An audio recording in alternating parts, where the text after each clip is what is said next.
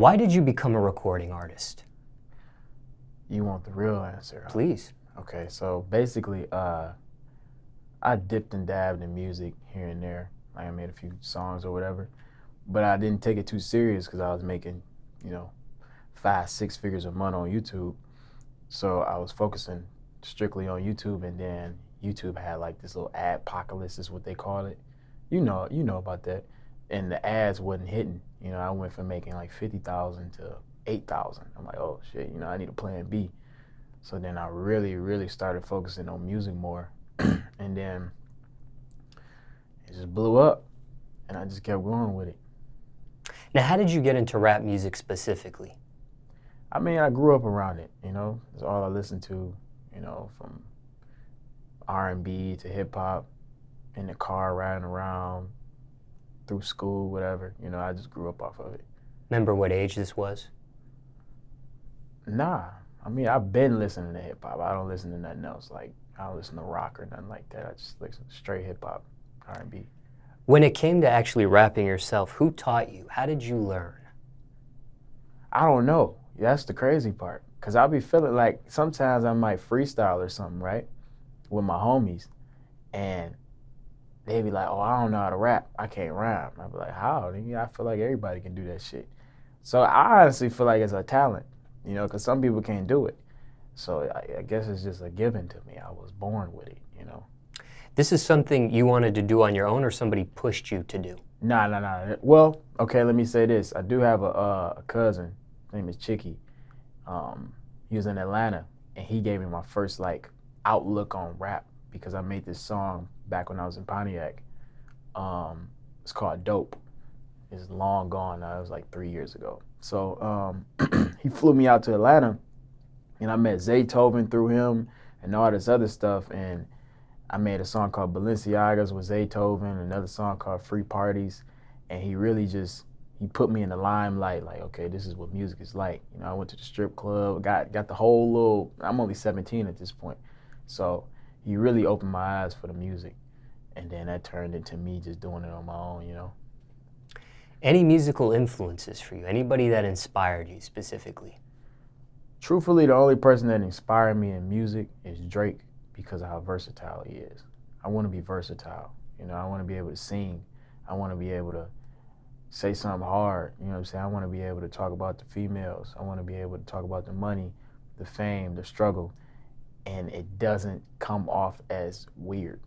You know what I'm saying? People be like, why the hell is he singing? Nah, they already used to it. You know what I mean? Ever had a chance to meet him yet? Nah, I haven't. So Drake, if you're watching this, I'm trying to meet you, bro. I'm trying to have a conversation. You know what I'm saying? I feel like my thing is I like picking at people's brains because people do that to me all the time. Because when it comes to shit like YouTube, I'm like, I'm like a guru at this shit. I could teach you some shit. You know what I mean? That you don't know. So I like picking at people's brains. I got a lot of questions. I'm trying to get to the top. What about a song? Would you do a song with them? Hell yeah. What the fuck? Hell yeah. What would that sound like, you and Drake on a record together? It would sound like number one. That's what the fuck it sound like. For sure. You'd want him on a hook? You want him on a verse? Both. Shit, nah, just a verse. I don't want to be on the hook. Yeah. You and him going back and forth on a verse? Yeah, either or, whatever, A song with Drake would be lit. That's the goal right there. Are you signed at this point? I'm signed to Epic Records. You are. But, I own all my masters. Let's throw that out there, A lot of people can't say that. So, I got the good deal going. How many years would you say you were perfecting your craft before you actually signed? You want to be honest? Please. I mean, I really started rapping October 2017. So I just really started. And then 2018, I dropped, 2017, I dropped a song called Javante that went up. And then later, some months later or whatever, I dropped a few songs here and there that wasn't too big. But then I dropped Arguments, which is my biggest song now, which is really an R&B record. So I didn't really, it haven't been years, you know what I mean? I would say probably a year. So when did you actually sign then? If you started rapping October 2017, when do you think you actually signed? I signed maybe... Just so we can get how much time elapsed there. That was probably 6-7 months after. Oh. So it was actually it was like 8 months. 8 months. Something like that. Yeah, 8 months, something like that. So it's pretty quick, but it was like a banging deal. You know, it was a no-brainer. In those 8 months before the deal there, did you ever feel like quitting? Quitting music? Yes. I haven't had that feeling yet because every song that I drop hit. You know what I mean? And I always had, because it's all, I give it all to my fans, you know, because they really support me a lot. Even my haters, they support me. I'm one of them people that you might hate on, but you always gonna check on me, you know? So I don't know. You know, I never had that mindset of quitting music. I have thought about quitting YouTube, but not music. Music just been going perfect for me. I am talking about rap in this conversation, but you said it was an R&B song that's your biggest. Yeah. So at this point, what do you consider yourself musically? Rapper, singer? Artist. That's the, you know, very broad. I might do something different every time, you know. More rapping than singing, or? I mean, I couldn't tell you. You know, you just gotta listen. I can't categorize myself. I'm just a well-rounded artist. 50-50? 50-50, you know. So which came first for you then? Rapping or singing? Rapping, of course. Yeah, I started rapping first, and then, you know, I started feeling like I need to make something for the women. So that's when I started, you know, singing, kind of, you know. Now, when it came to rapping, do you remember your first rap or what you were rapping about back then? I was rapping, there's a song called Dope. I was rapping, it wasn't about drugs and no shit like that. It was about, I don't know, just flexing followers and shit like that. I was young. I was probably like 16, something like that. And I just was coming up on YouTube. I had like 30,000 subscribers, some shit like that. And I was basically just, you know, flexing my followers, saying I'm dope, all this other bullshit. Now, when you're in the recording studio, top 3 things you need in the studio. All right, so when I'm recording, a lot of rappers nowadays, they like to record high. It's impossible for me. What I do is I would just get like some Henny and get like a little 1 cup or whatever, and it get me loose. You know what I mean? It get my creative juices going, and then I start writing off of that. It sounds a little weird, but I start writing off that, and then once I catch my melody, I turn the beat off, and then I finish the song or finish the verse, and then I go in the booth and do it that way. Are you an alcoholic? No, nowhere near alcoholic. Come on now. Hell no, I ain't no alcoholic. I mean, if you're in the studio and you have that Henny every time you hit the studio. Nah, I mean, I wouldn't say every time. You know, I like this. I like these questions. But nah, I'm not no alcoholic at all. But I didn't start drinking until I got to college. I kind of got peer pressured into it. You know what I'm saying? And it wasn't that bad. You would never catch me out here sloppy drunk. You know, I never consider myself drunk, but I will consider myself tipsy. Why Henny? Because there's a lot of different liquor choices. Because Henny, I don't get hangovers like that, you know. And I also don't drink that much, so it don't fuck with me that much. So that's why I just stick to what I know, you know. Because when I try different shit, it fucked me up. Drink it straight or mixing it with something? New thing I try now, you know, try some lemonade mixed with it. Go crazy. Lemonade and Hennessy. Lemonade and Hennessy, amazing.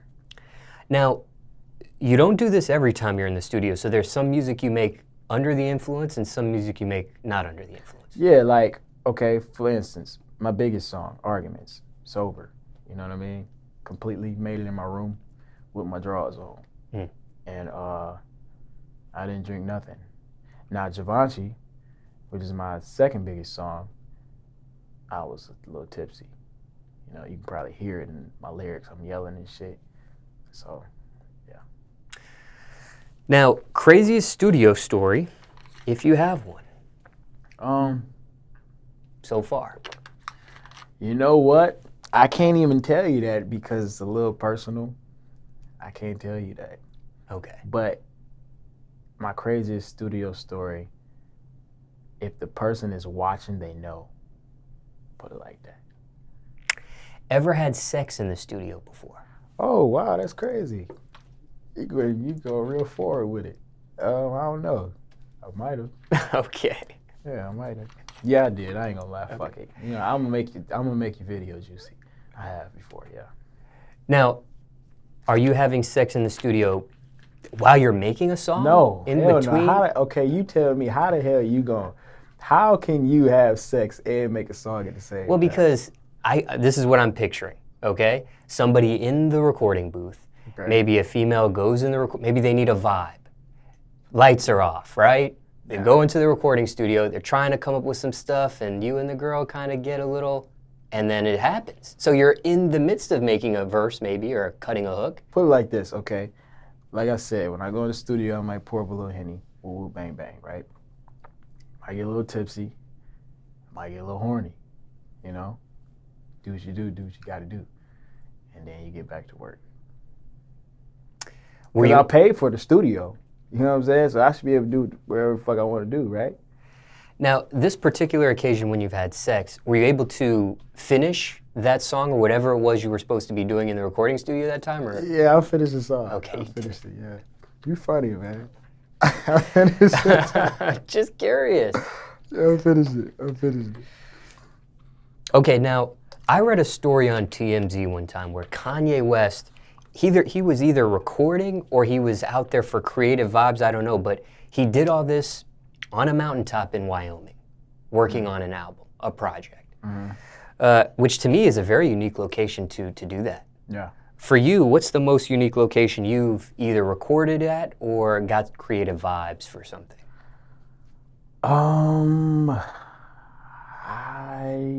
Okay, for me, personally, I hit the studio when I'm feeling it. So it might be like really off emotion. So like say I'm going through something, right? Like my song Arguments, I was going through something with my ex, right? And usually when you down and out about something, especially over somebody you love, you ain't trying to do shit. You want to sit in the bed and not eat shit. But I use that energy to write. And then it makes me go back, you know what I'm saying? A bunch of shit. So I usually go off emotion and how I'm feeling. Now, what's your recording process like these days? Is it writing either a pen and pad on the phone, or are you freestyling, punching in? Nah, I go off my notes and my phone. I know a lot of artists freestyle, and you know, I'm new in the game. I'm a new artist, even though, you know what I'm saying, I'm pretty big. I got big pretty quick, but I'm still a new artist. I'm still learning, so I want to try new things, maybe freestyle a few songs. Actually, I did freestyle a song before. It was kind of singy a little bit, but for the most part, I just use my notes and my phone. I see. Yes, sir. How honest are these lyrics? Very, yeah. A lot of my lyrics is honest. Yeah, I might throw a little exaggeration in them, but for the most part, they're all honest. Percentage? Out of 100%? Probably like 99.6, something like that, around that number. Now, when you record, do you record inside the mic booth or outside the mic booth? I record inside. Now, with my songs that I record independently, I did it outside. But I just got like a little nightstand, computer set up. I just record right there. You record sitting down, you record standing up? Standing up, more energy, yeah. From start to finish, what's the average length of time you spend on creating a song? It really depends on the song. If it's a singing song, I didn't finish a singing song in what? You know, are we including writing? Sure. We including writing. Writing takes the longest for me. But when it comes to putting the song down, it can take me 10 minutes, 5 minutes, you know. But when it comes to writing, because I like to make sure it's right, maybe like 20, 30. If I catch the vibe. What happens when you get writer's block? Which is that moment in time you're just stuck on a thought, stuck in the middle of a song, stuck on an idea. If I get writer's block, I usually just zone out. I might just leave. Because at that point, you're forcing it. And if I go in the studio and I'm forcing it, then I'm not gonna get the song that I want to begin with. So usually when I get writer's block, I might just be like, you know what, I'm tapping out. Time to go. Longest you worked on a song, stopped, and ended up finishing it? Arguments, my biggest song. Actually, that song, and Run It Up.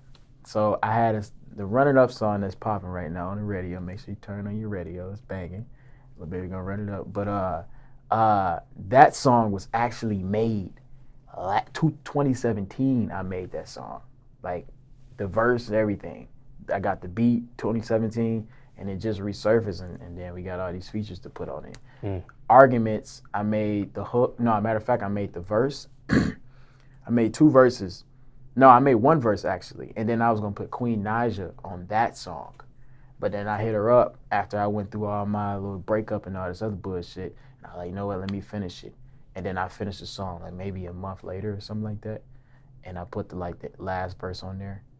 So those 2 songs for sure. But usually I go straight through. Have you ever had a chance to work with her yet? Oh yeah. We got some on the way. Oh, okay, you do. Everybody know. They're gonna be in your comment section. Just watch. Interesting how your biggest song and her biggest song are like breakup relationship-y type records. That's because people can relate. Everybody breaks up. Everybody makes up. Everybody goes through those situations. So it's like, it's one of those things where it's like, everybody can relate. So you have no choice but to like it.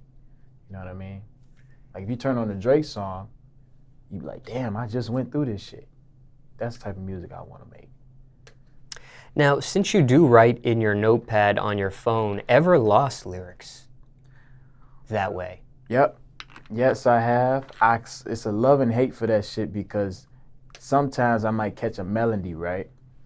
And I might get sidetracked by some other shit, or somebody might call me and I might answer, and then I forget the melody.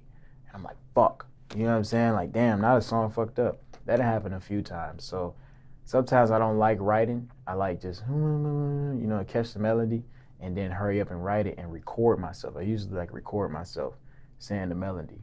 And that way I keep it in, so voice notes. Yeah, I don't lose it. So when you have lost, as you described, how do you cope with that? Do you try to remember it, or? I try to remember the lyrics, but most of the time it don't come back. So now I have to come up with something new. But that shit sucks. But it happens. Discouraging? A little. It's a little discouraging, but sometimes it come back to me. Have you ever gotten emotional creating a song yet? Oh yeah. Hell yeah. To the point I made a song that probably won't see the light of day, just because of how I don't like having people too much in my business, And it was about my brother, but I never really, I haven't did anything with it. I don't think I am. I don't like people, I don't want to make money off, I don't even want to, it was basically for myself, for real. And your brother passed away? Yeah. How? Violence. We ain't gonna get too deep into that. I don't want to get emotional on your YouTube, Now, when it came to making this song, did it come to a point where you shed a tear while you were creating it, or it just was an emotional feeling? Might got a little watery, but I don't cry too much. I don't cry too often. Yeah. Did it ever come to a point when you made that song you couldn't finish it? Nah, I finished it. You did? I finished it, yeah. But while creating it, did you think, I'm not going to be able to finish this one? Nah, I just thought in my head, like, I'm never going to put this out. Oh. But I still finished it, yeah. Has anyone in your family heard that song aside yourself? Nah, ain't nobody heard it. My manager heard it, but nobody else heard it. Yeah, it's in my hard drive somewhere. Now, has there been any beat that you've received that you passed on that became a bigger song for somebody else? No. Nah. Not yet. If it's a banging beat, I'm taking it. I don't let them go past me. So if I got a good ear for instrumentals. If I really like it, I'm gonna use it. Now, risk versus reward. What's the biggest risk you took for your music career so far at this point? Taking a break, kinda. So when I dropped my song Arguments, which was going up a lot, I had a lot of label attention. And, you know, anybody in the industry know you can only get so far as an independent artist. So I'm like, okay, if I drop something else, it could take away from this big ass song that I got right now. You know what I mean? So I really had to wait, and I just sat on this one song for like damn near 6 months, which really killed my buzz because I was hot. You know what I'm saying? Like I was catching, you know what I'm saying? I was really, really hot, and I killed my buzz that way, but it's coming back, so it's all good. Hindsight 2020, was it worth it? Was it worth it? Yeah. Oh, yeah. We got big bags now. That was worth it. Proudest accomplishment so far in your music career? My proudest accomplishment, I would have to say, is signing. Because honestly, I'm gonna be real with you, my life is really surreal right now. Like I tell people all the time, I feel like I'm on autopilot. Like what the fuck is going on? I'm an artist, you know what I'm saying? I'm getting interviewed by DJ Smallz, you know what I'm saying? It's just little shit like that. I'll be like, what the fuck is going on? So I don't know. It's just weird that I'm a signed artist. I can say that. I'm from Pontiac, Michigan. I fucked around, I did YouTube, fucked around, made some music, fucked around, made $1 million, fucked around, got signed, you know what I mean? And I'm like, damn, life is crazy because I went to school for like computer science or some bullshit like that, you know what I mean? So it's just crazy just how life changed for me that quick. You were full-time YouTubing at one point. Mm-hmm. Yes, sir. Since you have this deal now and you are taking the music career choice serious, are you still full-time with YouTube simultaneously or no, not as much? Yeah, I got my camera right there. The reason why is because I don't want to be like every other artist. I want to let my fans I want people to discover through my music and then find me and get to know me through my vlogs and shit, long form. You know what I mean? Like I always tell people, like imagine if Cardi B vlogged or Drake vlogged, daily vlog, holding the camera and shit, letting you get personal and close with them, you know what I mean? 30 million views a video. Not only is you making money, but you letting your fans see a completely different side of you. So I don't think I would ever give up the vlogging shit. I love doing that shit. Kind of interesting how, and I don't want to say this is a contradiction, but during this interview, there was a point where you said something to the point where I don't like to let people in my business. Yeah. But then here you are vlogging every day. Now, just because I vlog everything, don't mean I vlog everything. You know what I mean? So I don't like people knowing my personal life. You know what I mean? So when I vlog what's entertaining. My whole vlog is about when you watch my shit, you happy. When you watch my shit, you get some food, you sit your ass down, and you have a smile throughout the whole video. I don't want to vlog me crying and shit. You don't need to be sad. So my shit is all about happiness and having fun. So you only put the good stuff? Put the good stuff. Okay. That stuff stays personal. And what is the YouTube channel handle for somebody curious if they aren't subscribed to you at this point? I got a lot of channels, man, but the one I'm most active on is the DDG family. The reason it's named that is because I call my fans my family. I don't even like saying fans. I feel like that's degrading. You know what I mean? I like calling them supporters, subscribers, or, you know, DDG squad. When you also took this break, you didn't take a break on YouTube. You were still active on the YouTube even though you took the break from music? It's my bread and butter. I got to, you know. I had to stay active. Now, if signing this deal was your proudest accomplishment, on the opposite end of the spectrum, what's been your biggest failure? Well, I think you already answered this, but I'm still going to ask.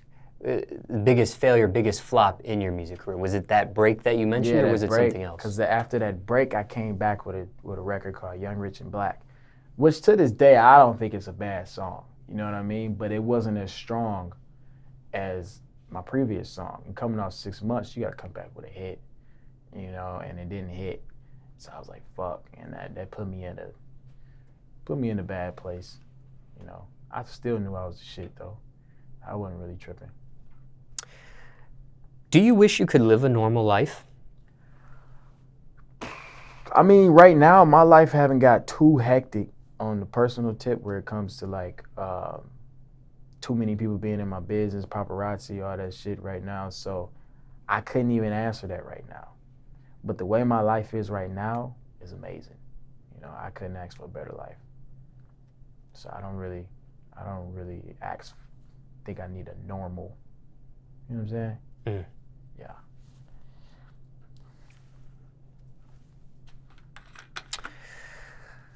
Okay, I want to ask you this.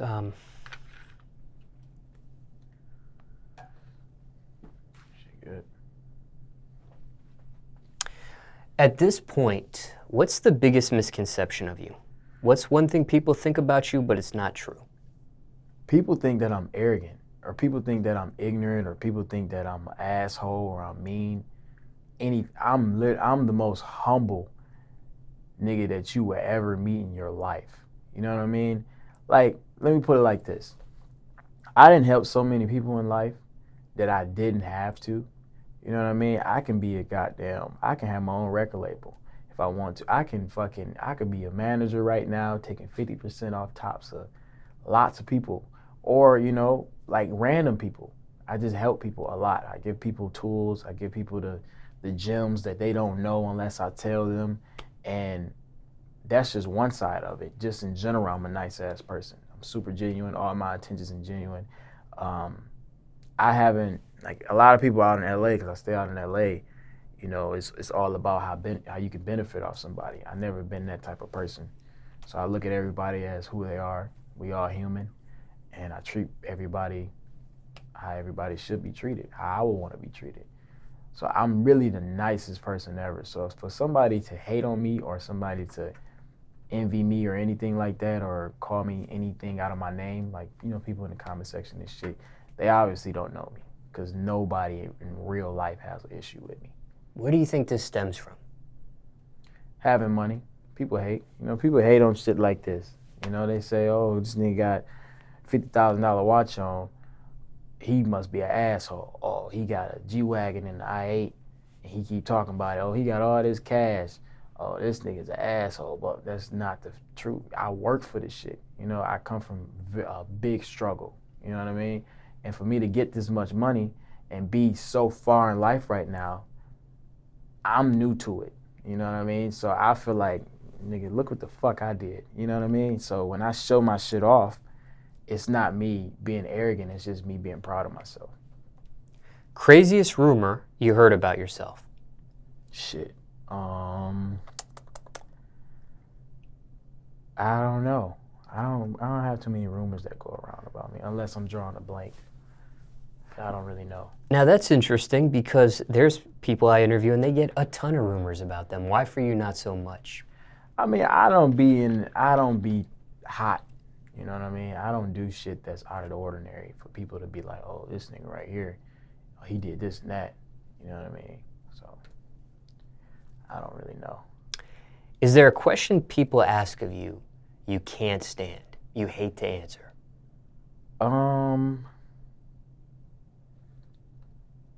No, I answer all the questions. I haven't really, I don't know. I'm an open-minded person. You know, I don't really be like, nah, I ain't trying to hear it. I ain't trying to talk about that, none of that shit. So whatever niggas gotta ask me, it's either I gotta answer or I don't. Do you care what people think of you? Hell no, I don't. That's one thing about me. I don't give a fuck. You know what I mean? To an extent, though, if it's damaging my character, I'm smart about that type of shit. But for the most part, if somebody say, oh, your music trash, or nigga, you look dumb as hell doing this, or boy, them shoes big as hell, or you know what I'm saying, or you spending your money, blah, blah, blah, I don't give a fuck. It's my shit. So I don't really care too much about what people think of me at all, because I know who I am. I know I'm great. Have you always been like this, or was there a point in the past where you did care at one point? No, I've always been like this. Like even in high school, I gotta throw this out there. All my subscribers and my DDG squad, they know I was valedictorian in high school. Just in case you didn't know, you know what I mean? A lot of people used to call me a nerd and all this other bullshit. I'm like, nigga, I just like doing homework. I like being smart. I want to be at the top. I want to be number one. So I always had that I don't give a fuck mentality. Now, what are your keys to success? What are some things that make you successful at this point? At this point, I think my success stemmed from consistency and just believing in myself. I believe in myself more than anybody, you know. Like, I can tell you 5 years from now, I'm gonna be the biggest artist ever. You know, I can sit here and tell you that. And then in 5 years, I can look at you again and say, I did it. You know what I mean? So I believe in myself a lot, you know, puts me at the position I'm at now.